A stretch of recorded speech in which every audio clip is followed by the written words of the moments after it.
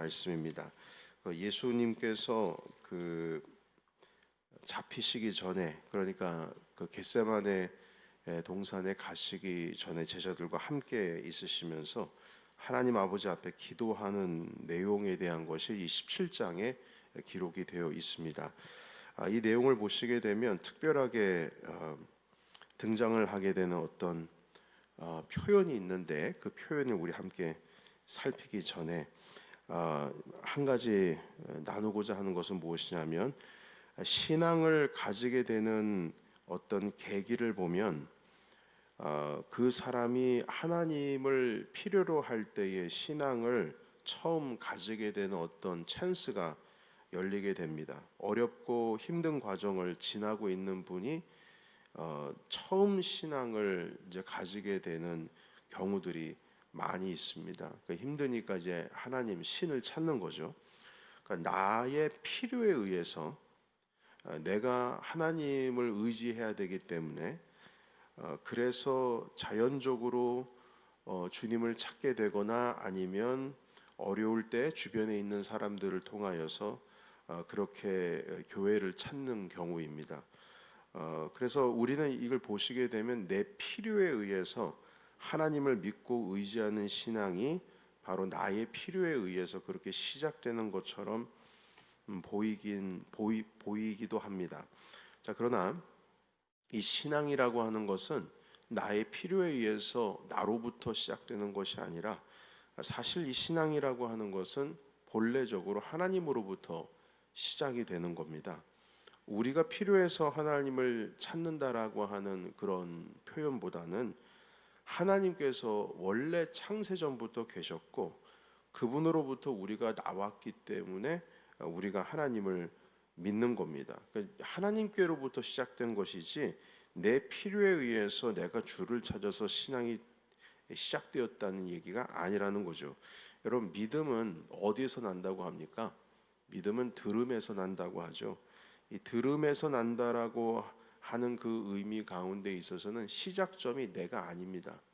믿음은 들음에서 난다.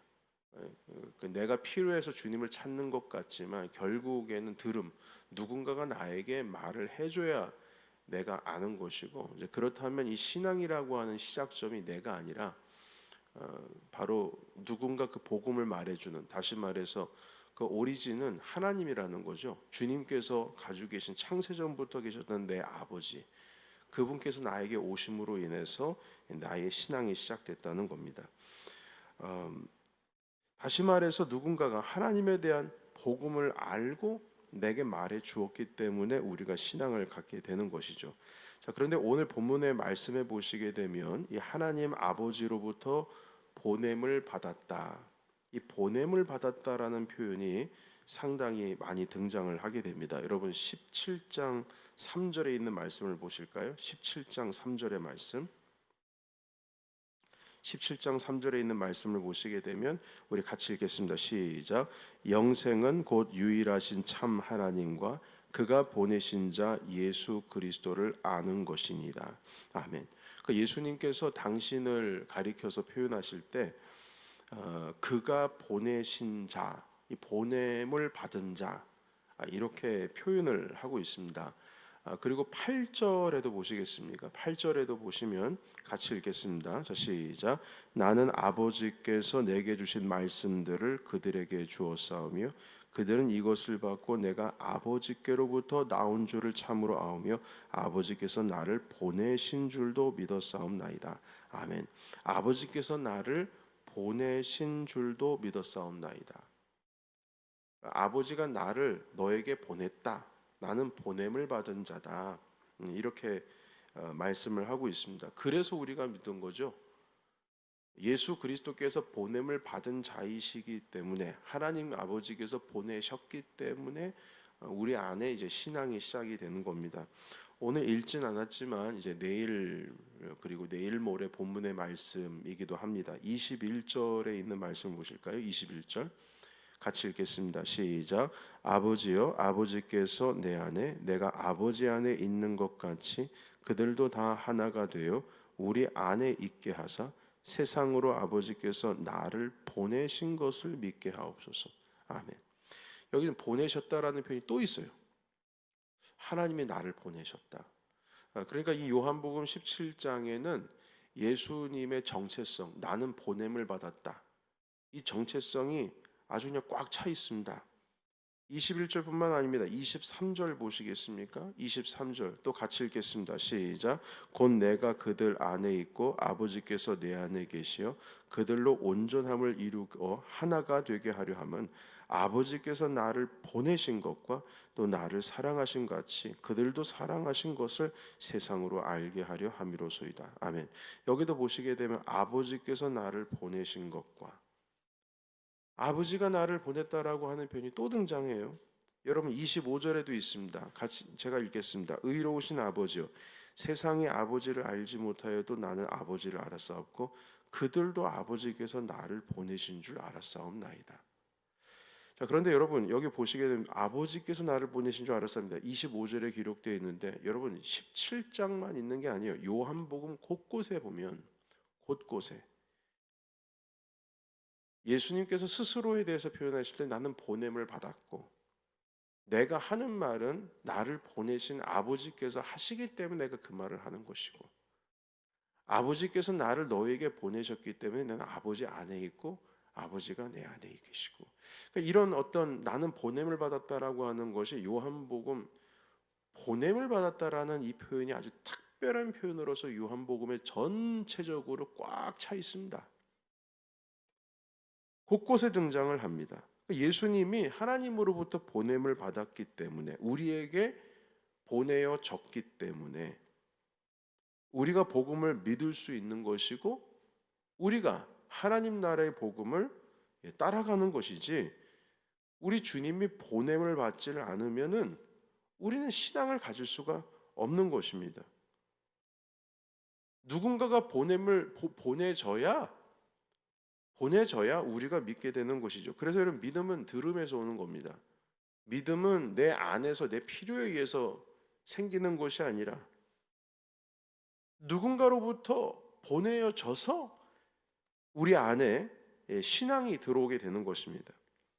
누군가가 하나님으로부터 보냄을 받아서 복음을 말해야 그 복음을 듣고 우리가 신앙을 가지는 것이죠. 자, 그래서 우리가 17장에 보냄을 받았다라는 표현을 다 찾은 것 같은데 아직 한 구절을 저희가 보질 않았습니다. 우리 17장 18절에 있는 말씀 보실까요? 17장 18절의 말씀 우리 같이 한 목소리로 읽겠습니다. 시작.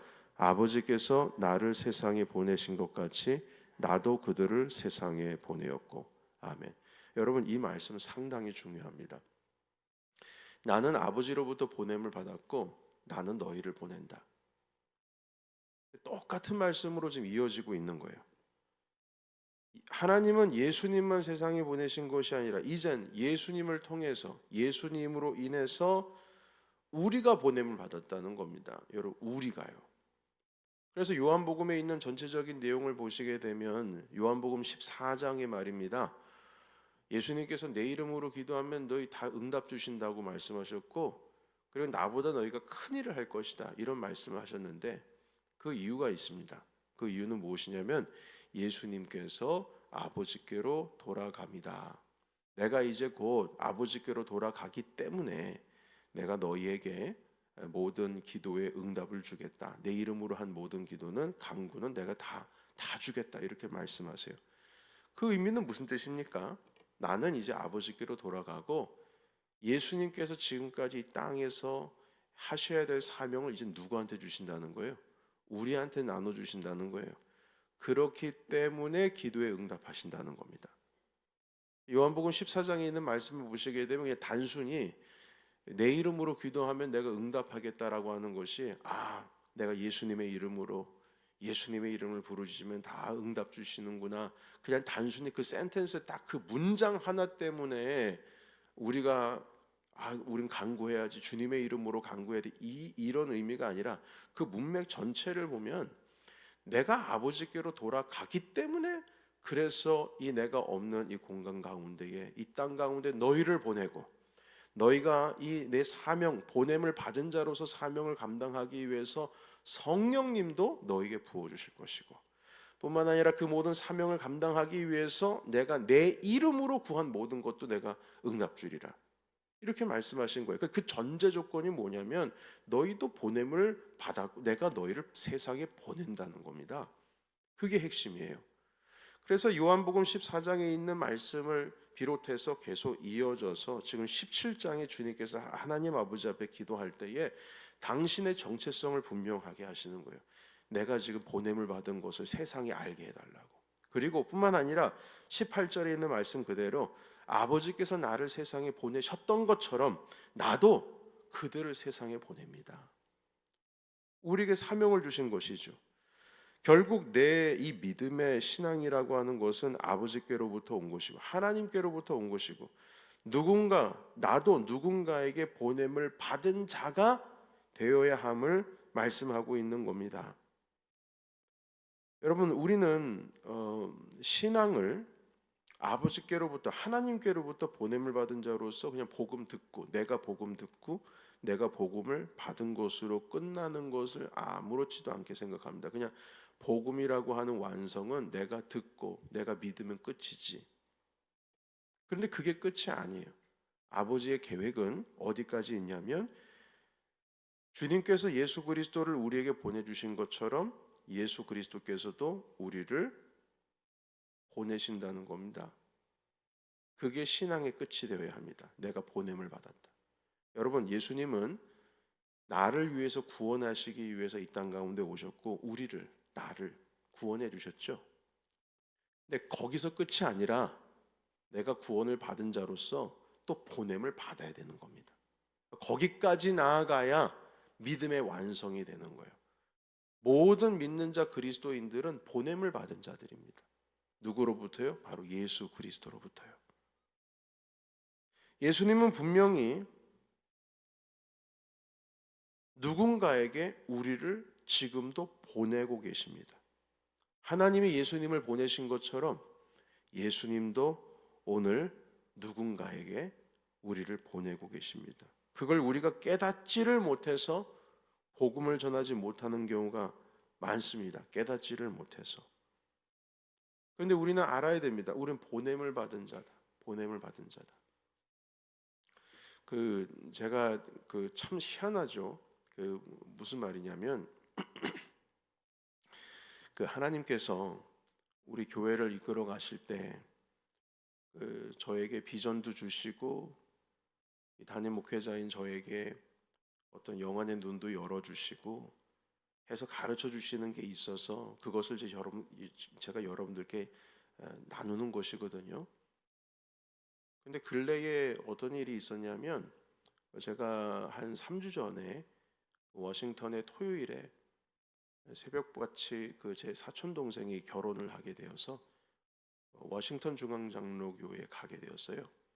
거기에 이제 동생이 교육부 총괄 목사로 있습니다.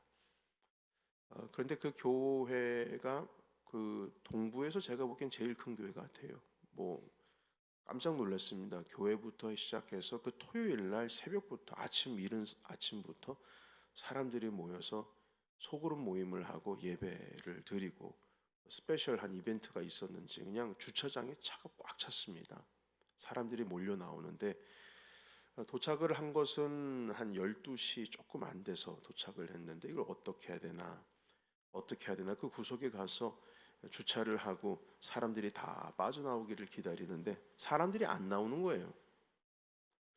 그래서 아무래도 주변 식당에서 식사라도 잠깐 해야 되겠다 싶어서 파리바켓 가서 빵 몇 개 먹고 그리고 나서 이제 식이 한 1시간 정도 남았길래 제가 이제 교회당으로 들어가야 되겠다 해서 들어갔습니다. 그런데 들어가자마자 뭐라고 되어 있냐면 The Sent, 보냄을 받은 자.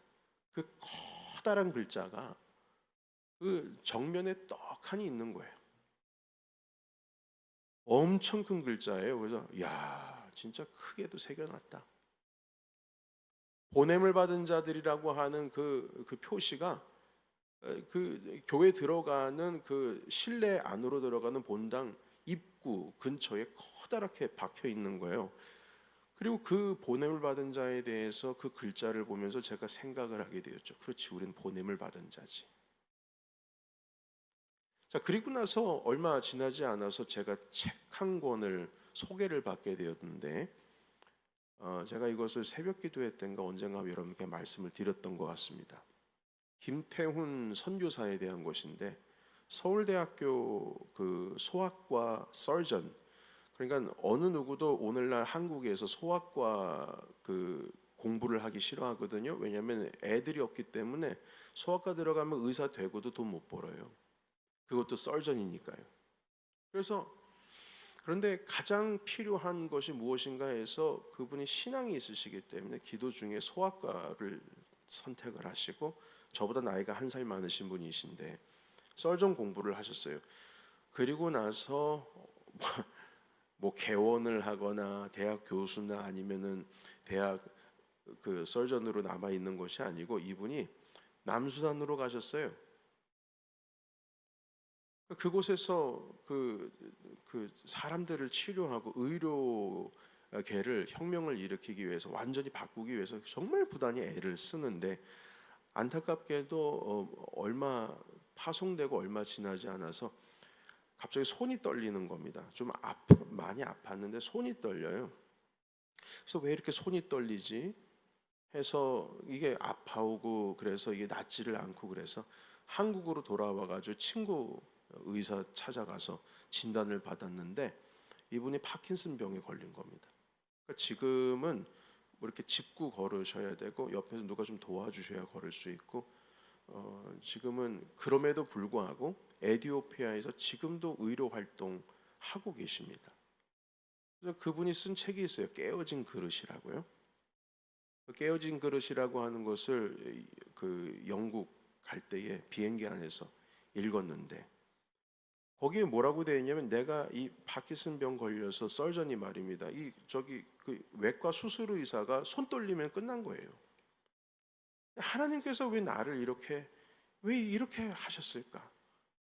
잠도 못 자고 힘들어하고 있는 가운데 그분이 다시 일어나서 아프리카로 가게 된 계기가 있습니다. 그것은 무엇이냐면, 하나님께서 나를 그곳에 보내셨다라고 하는 강한 믿음이 그를 올감했는데, 그 사모님도 올감해서 같이 함께 하나님께로부터 응답받아 가지고 우리는 보냄을 받은 자다. 다시 아프리카로 또 들어가셨어요.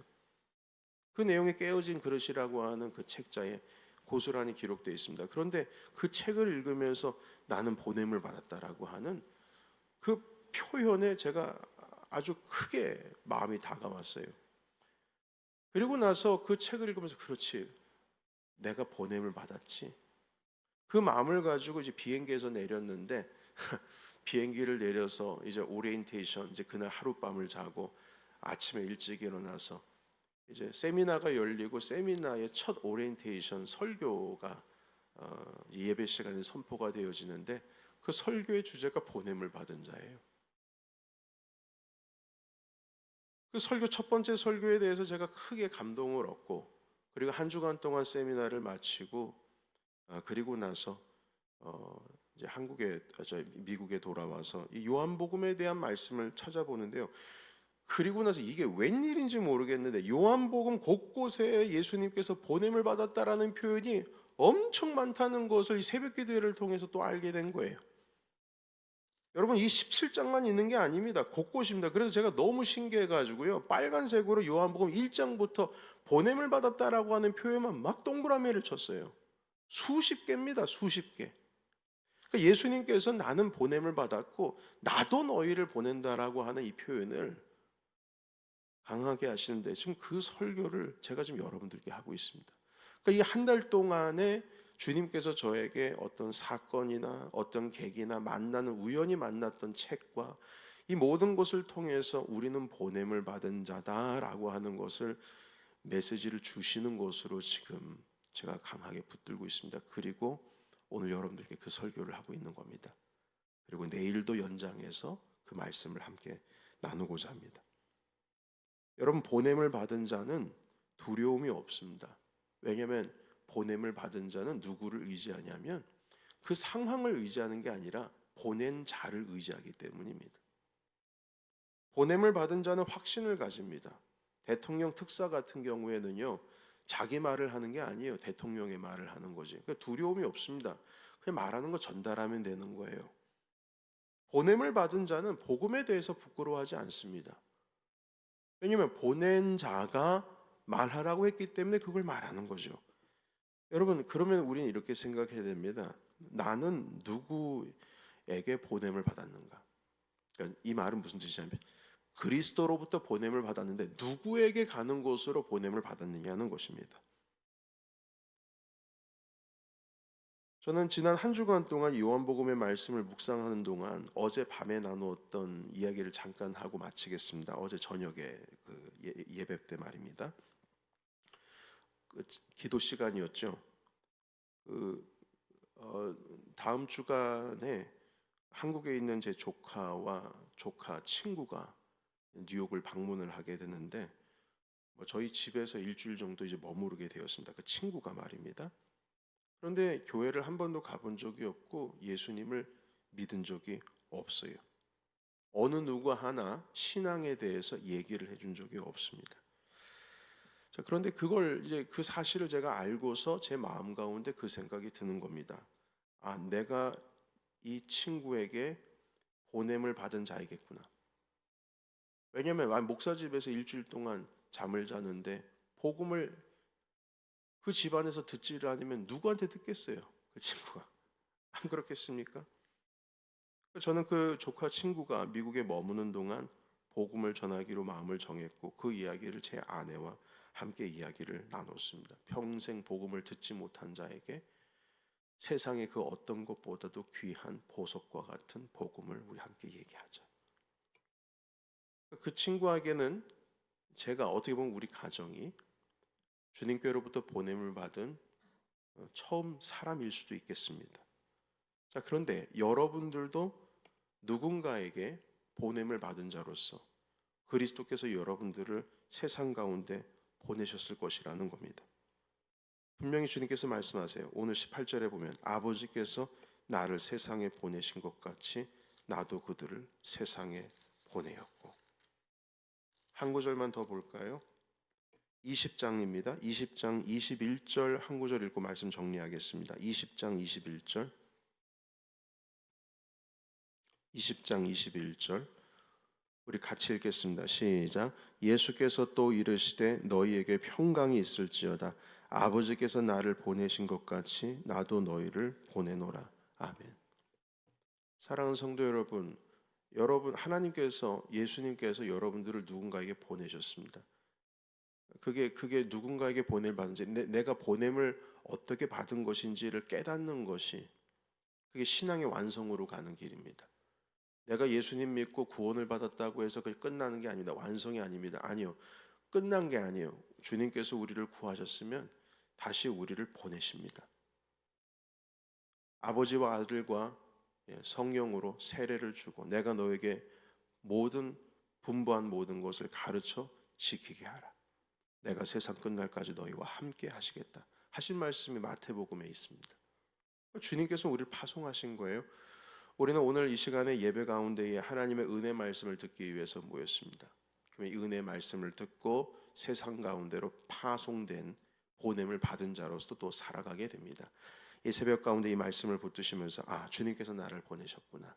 나를 누군가에게 보내셨을까? 하나님 아버지께로부터 답을 얻으시고 우리가 그냥 구원 얻어서 나 예수님 잘 믿고 구원 얻은 거 거기에서 만족하는 인생이 아니라 세상 가운데에 파송된 보냄을 받은 자로서 이 하루도 온전히 여러분들께서 보냄 받은 자로서 살아가신 저와 여러분이 되시기를 예수 그리스도의 이름으로 축복합니다.